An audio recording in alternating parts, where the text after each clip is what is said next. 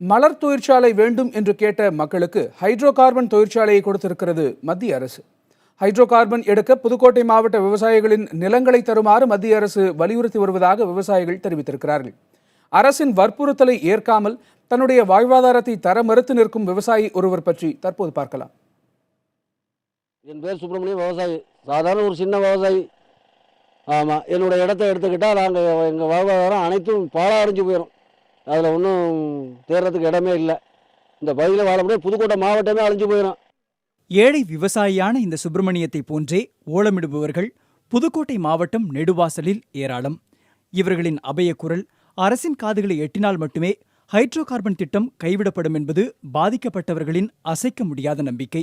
2 ஆண்டுகளுக்கு முன்பே தன் நிலத்தை கையகப்படுத்த அதிகாரிகள் முயற்சி மேற்கொண்டதாக குற்றம் சாட்டுகின்றார் சுப்பிரமணியன்.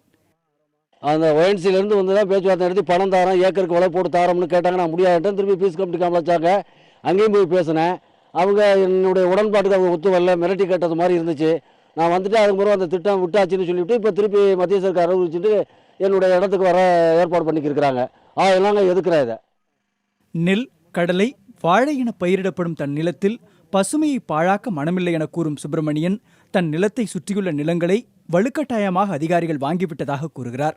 11 பேர் கொண்ட தன் குடும்பத்திற்கு இந்த நிலம் போதும் எனவும் இதனை அரசிடம் அடகு வைக்கவோ விற்கவோ தாம் தயாரில்லை என்றும் உறுதியாக கூறுகிறார் சுப்பிரமணியன். நெடுவாசலில் நீளும் துயரத்திற்கு விவசாயி சுப்பிரமணியன் ஒரு சான்று மட்டுமே. இன்னும் எத்தனையோ சுப்பிரமணியன்கள் வாழ்வாதாரத்தை காக்க வழி தெரியாமல் தவித்து நிற்கின்றனர். புதிய தலைமுறைக்காக சிவசக்திவேல்.